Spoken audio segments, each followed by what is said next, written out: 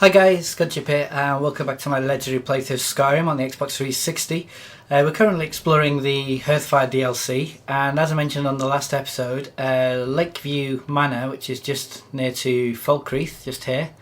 There's Falkreath down at the bottom, and here's Lakeview Manor. This is going to be my new home, because out of the three houses that you can actually build with the Hearthfire DLC, you've got... where if I can find it, here it is. Jarchin Hall, which kind of overlooks Laurier's Farm and Whiterun, and you've also got Winstad Manor here, which kind of looks out over the swamps towards Solitude. They're kind of nice, but I just personally prefer the kind of forest setting of Lakeside. So what I've done is I've built it to my specification, how I personally would have my house. And just to give you a quick rundown on the outside, obviously we've got our little animal enclosure here. That at the back is a greenhouse. And then over this side we have the armory, is below me, mainly because we get this nice little area at the top as well. And then obviously there I've just added on the north wing an alchemy tower, not because I really needed an alchemy tower, just because I wanted the tower for the overall view of the valley and the lake below. So that's pretty much that. Obviously here in this garden I've gone for ingredients that I find a bit difficult to locate. For example, Canis root and Juniper berries. Juniper berries you can find in and around Markarth, but it's just nice to have the two things next to each other, because with Canis root and Juniper berries you've got yourself a fortified Marksman potion. Also with Canis root and Stool, Swamp Fungal pod or Stool, you've got yourself a Paralysis potion as well. And these again, they're quite, not so much Swamp Fungal pod, because you can find that in and around Morthal. But Stool is again quite hard to find. The only place I know that's guaranteed to have some is White River Watch. But the problem with that is obviously you've got to deal with bandits. So you know, as a low level character, it's not that great. And then I've just added in some Deathbell for colour. Not really any other reason. But like I said before, you know, the best thing to do with the garden is just plant things that you're going to use a lot, because it just makes it easier. So they're all in one place. So obviously we've got a stable as well with their own little horse who's just there. It's kind of cool. The carriage, the only difference between this carriage and the other carriages is it's free to use, so it doesn't cost you anything. I mean, I know you can fast travel, but obviously, you know, it's just a nice little touch that you're actually linked up to. Where do you want to go? A lot of places that you wouldn't normally go to. For example, Darkwater Crossing, Dragon's Bridge, Iverstead, Carthwayston, Kinesgrove. So again, as a low level character, as soon as you become Thane of one of these areas, you can build a one of these carriages, and then you'll be able to unlock the locations quite easily, because obviously you can't fast travel until you've actually unlocked a location. So this is kind of a nice, quick, easy way of doing it. So that's that. Let's get inside, and I'll show you my crib basically. Now I'll be honest with you, I did have this whole idea of doing kind of an MTV CRIBS style video with some cool editing and funky music as we went around my house. But to be honest, I kind of scrapped the idea for two reasons. First and foremost, my editing skills are pretty basic at best, and it'd just take me too long to do something like that. And the second thing is, you know the way YouTube is at the moment with content strikes and things for using music, and I just couldn't be bothered to start crawling through the internet trying to find copyright free music to use that actually fitted in with the style of video I wanted to make. So unfortunately you're going to have to just make do with me rambling on as I give you a quick tour of my house. So this is the small house. This is the first thing you build. Once you build this, you're able to make your follower a steward, and as you can see, it's pretty basic. You get a this storage chest off the bat without anything else. You can add in a fire and a cooking pot, there's a bed obviously, and a lot of storage. So that's pretty much it for this. Then we've got the main hall on 2 floors. That guy there's Llewellyn. He's the bard that we hired. Each home comes with its own bard, and you can just hire him or not, depending how you want. As you can see, again, you get an alchemy. Oh, hang on, that's going to annoy me. Need something? Yep, I'd like to make a request. Of course, anything you like. Okay, how about some instrumental? It would be my pleasure. I thought it might. Anyway, so yeah, like I was saying, there's an alchemy desk here anyway, and if you just go up to the top, just over there in the corner, you can actually make an arcane enchanter. So the towers, you know, don't worry about if you want to have alchemy, you have to have an alchemy tower. It doesn't work like that with the Hearthfire DLC. You can build anything you want and still have the ability to mix potions and also to enchant. So this is kind of the main dining area, and then towards the back we've got a little trapdoor to the cellar, which I'll show you in a minute, and then yeah, there's a little kind of storage area. You've got a safe here, and in my safe, you know, I've just stored the things I think are pretty valuable. So for example, Argonian Blood Wine, Blackbriar Reserve, which I'll grab out on special occasions. There's a butterfly in a jar, which I don't really know what they do, but they're pretty cool. Centaurian Dynamo Cores, which you can use to craft magical items in the Midden in the College of Winterhold with the Antronach Forge, I think it's called. But I personally, you know, I can't be bothered, so I just thought I'd keep them.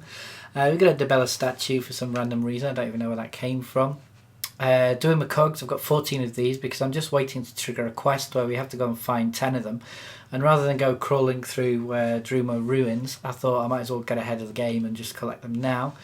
And I've got a couple of these claws which we found in our various dungeon raids. Glenmora Witch's Head, which if you remember is part of the Companions quest line to cure ourselves of the werewolf form. I'm not sure where the others are because I did actually kill all the witches and we only needed one to cure Codlac, so I'm not quite sure where the rest of them are. They'll probably be in one of my houses, but I can't remember which one. Gizago's crappy Flame Cloak Scrolls, which we got as part of the Mages Guild. It's kind of a side quest. Filter of the Phantom, which if you remember the elf in Shrouded Hearth Barrow in Iverstead was using to kind of trick the villagers into thinking that the place was cursed so that he could go and find the treasure. A couple of potions. These are my main combat potions that I'm just keeping on hand. The Right Eye of the Falmer, which is a huge diamond we got at the end of the Thieves Guild questline. Some more Dragon Claws. Shalidor's Insights, which again we had to go and find a book, in our case from Potama's Catacombs, but it is random where it sends you to go and retrieve the book for Ugar in the College of Winterhold, and then it'll give you these scrolls after a couple of days. Skooma, because you know on our travels we just found tons of this stuff and I thought what the heck, I might as well keep it. Sleeping Tree Sap, again it's from a special tree, I just thought I'd keep it. There's a torch bug in a jar just because it's cool. Some torture tools because they were random and I thought well, I might as well keep hold of at least one just to see. And then obviously we've got these Dragon Priest skulls. Now I have not been doing too well to be honest, but then I haven't really been going out looking for them. We've only got Croesus, which you get at Shearpoint. There's Vulcan, which I think, if I remember, I got from Highgate Ruins. And then Morokai we got as part of the Mages Guild. That we got from the Labyrinthium. And there are 8 to collect in total. Then what you do is you use this wooden mask in Labyrinthium to kind of travel back in time, and there's kind of a dragon statue. You add these Dragon Priest masks to it and it'll actually give you a 9th and more powerful mask. Because I know, for example, quite a lot of people in quite a lot of Let's Plays use Corrosis, but for example, lockpicking, archery and alchemy are 20% better, but we can actually craft better stuff than that anyway. I mean, our upgrade gear, created potions are 29% better, and I think Marksman is now about, Marksman's about 47 or something. Yeah, bows do 47% more damage, so you know, we're way above that anyway. So I'm just keeping them in here for now, because we will go and reunite the rest of the Dragon Priest skulls at some point. Here I just added a Markarth Guard Shield with Eduj and Oaken, which we needed, if you remember, to open one of the gates in one of the kind of side quests that we had to do. So I thought that's quite nice to put that there. Now in here we've got the greenhouse, and again I've gone for items that I find hard to find in the world. So for example, Moss Swamp Fungal Pod, which together with the Stool over there makes paralysis potions. We've got Fly Amanita and Mora Tapinella, which together with Dragon's Tongue, which you'll find either on the road to Kynesgrove or quite easily in Solitude. That'll make you quite a nice little potion for money earning. This is more combat related. I've got Deathbell, which you use in potions of slow together with Saltpile. and also Juniper berries, which I use in my fortified Marksman potions. And then over here we've just got more imp stool, but again you can just harvest these and change the crops if you want, and then come back in about 10 days and you can just repeat the process. So that's pretty cool. There's lots of storage in this area as well, so you don't have to worry. Apart from these things, these display cases are pretty rubbish because all you can really do is open and close them. So that was a bit of a missed opportunity, I guess. Over here we've got the armory. This is personally my favourite edition, just because I can put on display all the stuff that I've collected so far in this series. So we'll go left to right. I've got a kind of little bit of a standoff here, because as you can see on this side we've got our Stormcloak gear, just because we did do the Civil War quest line on the side of the Stormcloaks. And at the other end of the room we've got the Imperials, which I thought is kind of a nice way of representing what Skyrim is, kind of an internal struggle between these two factions. And we killed General Tullius, so rather than his head we've got his armour as a trophy.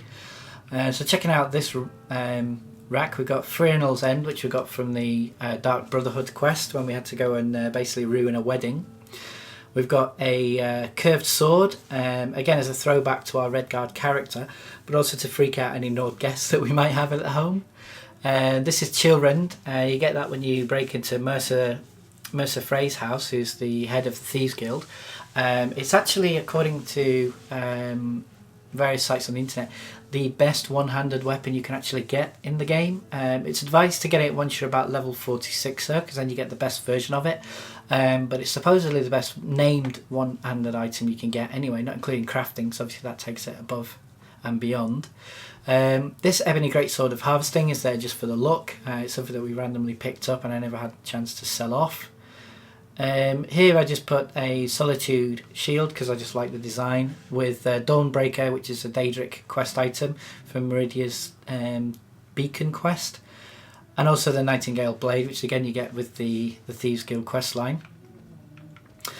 This statue represents our time in the Thieves Guild. Obviously this is Linné's armour, which we got as a special job.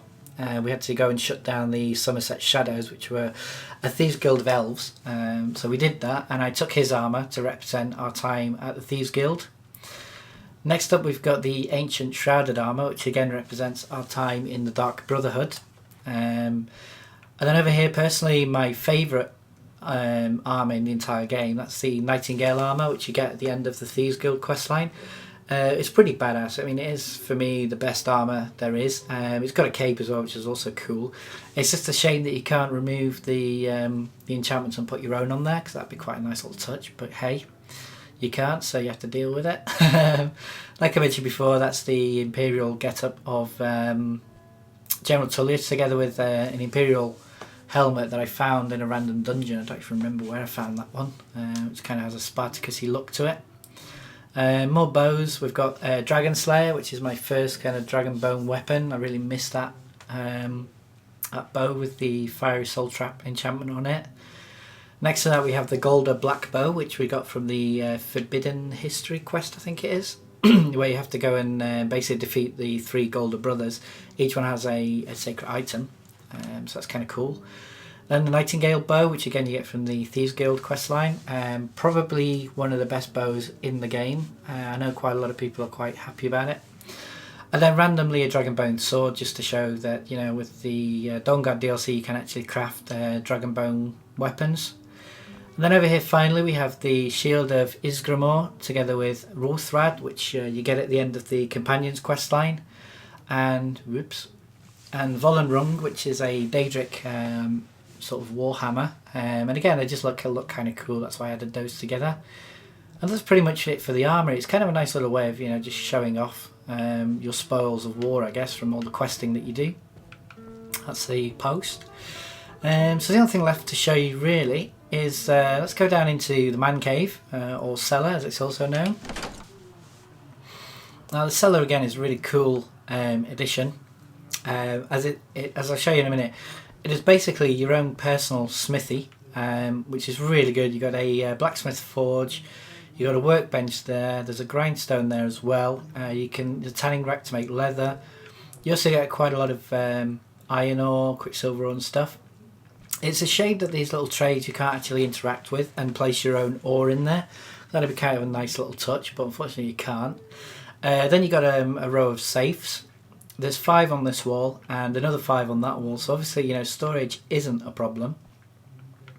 Over here you get a weapon plaque, and I added a dragon scale shield, a dragon bone battle axe and a daedric battle axe, just to kind of represent the difference between the normal game, where daedric weapons are the most powerful, and Dragonborn DLC, Dawnguard DLC, where the Dragonbone weapons, you can actually create them, and they then become the most powerful weapons in the game. And yeah, the only other thing to mention is the smelter, because one thing I found, I really liked Riften as a base of operations, but the problem with Riften is there's no smelter. Same with Solitude, for example. Only, as far as I know, just off the top of my head, Markarth has one. Whiterun has one. I don't think even Falkreath has one. So, you know, it's really annoying when you get to a village and then you find that you've got a load of ore on board and no smelter. So it's kind of nice that here, it's definitely designed for, you know, burning your way through the smithing tree, because you can just, you know, pound out as many iron daggers or leather braces or jewellery as you need, all in one handy location. So that's pretty cool. I've added the cultist gear to this mannequin because it is an Iron Man cave, and it kind of reminds me that at some point we will be leaving Skyrim to go and do the Dragonborn DLC on Solstheim Island.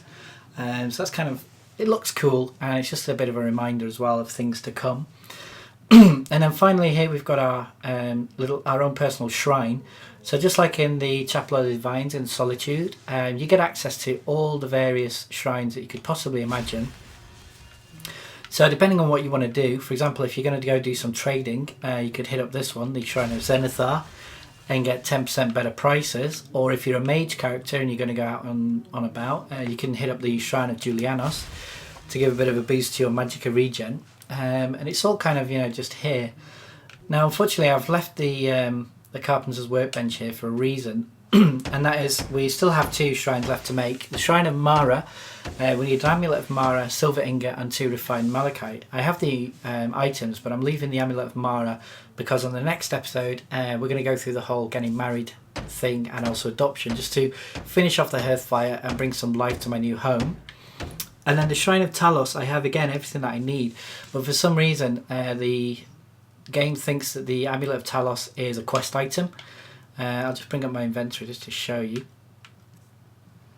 And yeah, I've got 5 of these things, but for some reason I just can't get rid of them. They're saying that they're a quest item, and I know for a fact people have told me that Grelka, for example, in Riften asks for an Amulet of Talos, so you have to go find one. There's also a guy in Windhelm who does the same thing, but I just haven't had that option. In the speech dialogues I've had with both characters, it just doesn't seem to come up. So for the time being, these are kind of glitched into my my inventory, which means I can't finish off my shrine, which is a bit of a nightmare. A couple of last things. These are kind of a rack of all the major staffs that I use, because I don't actually use magic. I'm not a big magic fan. But we've got Holder's staff, which we found a random burial mound. The Eye of Melka, which if you remember I accidentally killed the Hag Raven that was going to give it to us anyway, in a kind of friendly fire incident. Then we've got the Spider Control Rod, which we used in the Thieves Guild when we kind of broke into the Dwemer Museum, I think it was. The Staff of Jerick Golderson, which again is another one of the Golder items, together with the Golder Blackbow and that kind of thing. And then obviously the famous Staff of Magnus that we used towards the end of the Mages Guild. And then finally on this wall I've got another Solitude shield with the Golder Black Blade, just to represent a Nord weapon. And then obviously again a Scimitar just to represent our role in the taking of Solitude. And that's pretty much it, guys. The only thing left to do, I guess, is show you the view from the tower. So let's go do that. Okay, so just go up these stairs. Yes. And that leads you out onto the veranda above the armory. And this is obviously the main bedroom. Lots of storage items there as well. And if you come out here, this is the Alchemy Tower. So this is actually quite a good display case, because this is when you can actually put things in into the satchels, which is quite useful. It also gives you quite a lot of cool ingredients, a couple of safes too. So you know, they don't scrimp with freebies once you've built it, so it might be worth it. But let's go and check out the view. Okay, so it's not exactly the best day for it, but you can get an idea of how this kind of looks. You can look out over there to Alicia's Deep, which is just over there, but unfortunately with the Xbox the draw distance isn't that great. Just up there you've got Bleakfall Barrow, and then behind me again you can see kind of, you know, lots of forest, which is kind of cool. There's a hawk's nest up here as well, which will give you hawk's egg and some hawk feathers, and there's a little chest. And that's pretty much it. That's the Hearthfire DLC house building. Anyway, you've seen the various options. There's about 27 different combinations in total. You get to choose 3 wings once you've built the main hall. One thing I would suggest though is guard any iron ingot you come across, because you're going to need about 300 iron ingots to do everything, not just to build the properties but also put in all the kind of furniture and stuff like that. You can also buy some furniture packs from your steward, which kind of helps the things along. Because I would personally plan this as a work in progress. You know, just keep coming back to your plot of land and adding bits onto your house when you can, rather than do it all in one go. Because to do it all in one go, you saw me, I was kind of overweight. I could have used the fast travel with the horse, but it was just kind of, you know, it might be more practical to do it bit by bit, build a small house and build the main hall, and then kind of bolt on as and when. Would I recommend Hearthfire DLC? It's a tough one. I mean, to be honest, I can see the advantages of it now, just because of the way that I've done this series. Is we kind of, you know, we just grinded through enchanting and alchemy and stuff like that, and in a place like that, you know, it would be quite good. But the problem with it is your house is kind of in the middle of nowhere, which kind of makes trading a little difficult. There's no kind of traders nearby, unless obviously you get married, then at least you'll have a wife or a husband that you can trade with. But it is kind of a bit isolated, and you know, you do have to become Thane as well to actually build these things.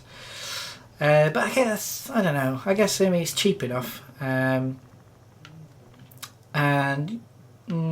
Yeah, I guess it's up to each one. Me personally, I don't think it's that big a deal. I think they could have included this in the main game anyway. But yeah, each to their own, I guess.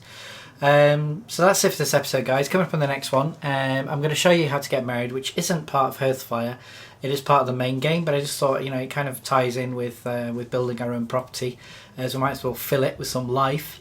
And then we're also going to go to Riften and see about adopting, because that will then bring the Hearthfire DLC 100% to a close. Is someone synchronising on my tower? Is that Hawk's flying around? Is Entio up there? Anyway, all that's left for me to say, guys, is, you know, this has been my crib, and get off my property. Seriously though, thanks for watching, guys. Take care, and peace.